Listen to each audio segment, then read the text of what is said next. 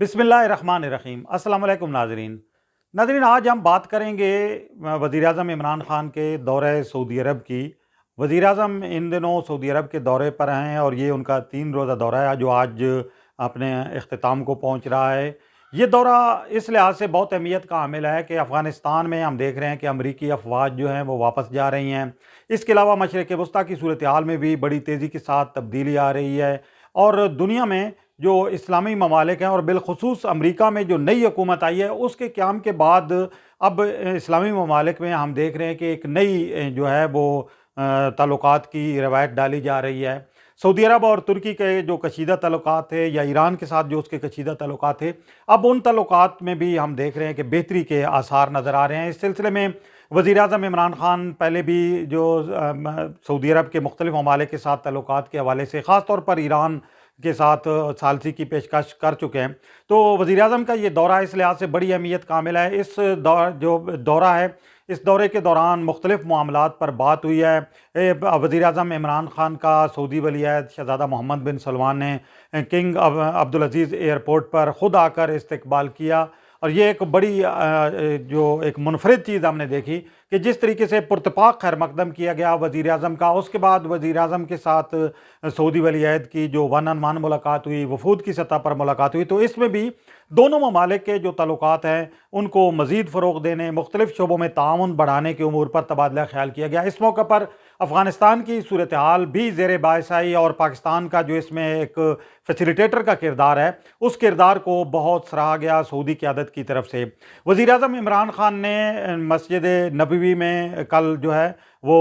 روزہ افطار کیا، اس کے بعد انہوں نے روزہ رسول صلی اللہ علیہ وآلہ وسلم پر بھی حاضری دی۔ آج انہوں نے مکہ مکرمہ میں عمرہ ادا کرنے کی سعادت حاصل کی۔ اس موقع پر خانہ کعبہ کا دروازہ ان کے لیے خصوصی طور پر جو ہے وہ کھولا گیا، اور وزیر اعظم عمران خان آج رات کو واپس آ رہے ہیں۔ لیکن اس دورے کی ایک بڑی اہمیت یہ بھی ہے کہ اس دورے کے دوران پاکستان اور سعودی عرب کے جو تعلقات ہیں اس کی ایک نئی جہت جو ہم دیکھ رہے ہیں، ایک نئی روایت اس میں ہم دیکھ رہے ہیں کہ سعودی قیادت کی طرف سے پاکستان کی جو قیادت ہے اس کو بہت زیادہ اہمیت دی گئی ہے اور بہت پرتپاک خیر مقدم کیا گیا ہے وزیر اعظم عمران خان کا۔ اس موقع پر وزیر اعظم عمران خان نے آج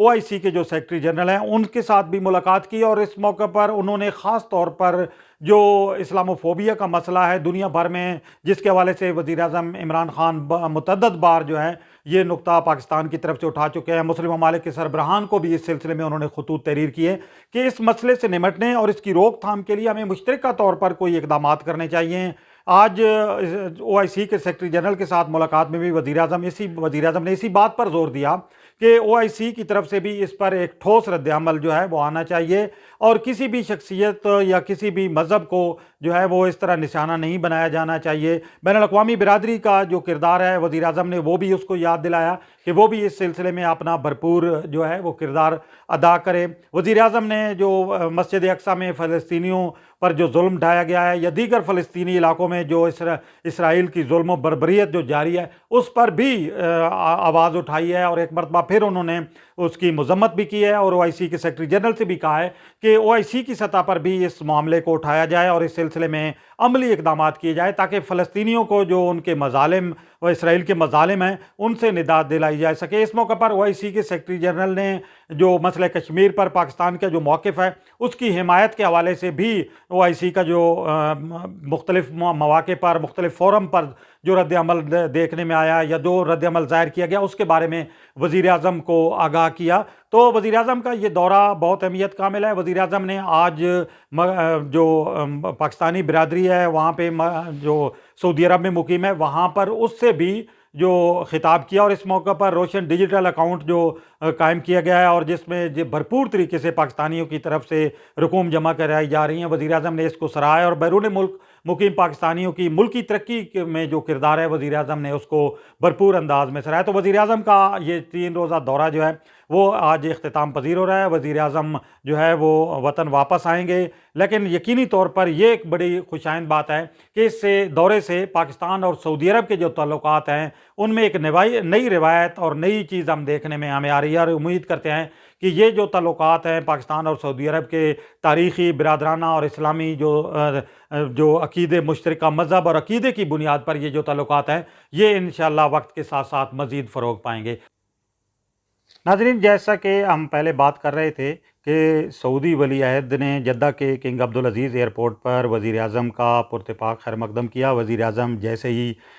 طیارے سے باہر آئے تو سعودی ولی عہد نے ان کا خیر مقدم کیا۔ اس موقع پر ایک جو منفرد چیز ہم نے دیکھی وہ یہ تھی کہ روایات اور پروٹوکول کے مطابق کسی بھی عام شخصیت کی آمد پر اس کا استقبال جو ہے وہ سرخ قالین بچھایا جاتا ہے اس کے لیے۔ اس حوالے سے دنیا بھر میں ریڈ کارپٹ کی اصطلاح استعمال کی جاتی ہے، لیکن وزیر اعظم کی جدہ آمد کے موقع پر جو قالین بچھایا گیا تھا وہ جامنی اور بنفشی رنگ کا امتزاج تھا اس میں، اور سعودی عرب میں مہمانوں کے استقبال کے لیے جو ریڈ کارپٹ استعمال کیا جاتا تھا پہلے، لیکن اب سعودی عرب میں سرخ رنگ کے کارپٹ کی بجائے بنفشی رنگ کا جو کارپٹ ہے وہ استعمال کیا جاتا ہے۔ اس سلسلے میں حال ہی میں سعودی عرب کی وزارت ثقافت اور شاہی پروٹوکول نے ریاستی مہمانوں کے استقبال کے لیے ریڈ کی بجائے بنفشی کارپٹ کا انتخاب کیا، اور یہ کہا جا رہا ہے کہ مہمانوں کے استقبال کے لیے بنفشی کارپٹ کے انتخاب کی وجہ موسم بہار میں سعودی پہاڑوں کے رنگ سے جو ہے یہ میل کھاتا ہے۔ موسم بہار میں سعودی عرب کے پہاڑی علاقے بنفشی رنگ کے پھولوں سے سج جاتے ہیں۔ وزیر اعظم عمران خان جب وہ مدینہ منورہ پہنچے تو انہوں نے اپنی جو سابقہ روایت ہے وہ برقرار رکھی، اور وہ ننگے پاؤں جو ہے وہ بغیر جوتوں کے وہ مدینہ منورہ کی سرزمین پر اترے۔ خاتون اول بھی ننگے پاؤں جو ہے وہ مدینہ منورہ میں وہ حاضر ہوئیں۔ وزیر اعظم عمران خان نے آج عمرہ ادا کیا۔ طواف سے پہلے ان کے لیے خانہ کعبہ کے دروازے کھول دیے گئے، اور اس موقع پر وزیر اعظم کو زیارت خاص بھی کرائی گئی۔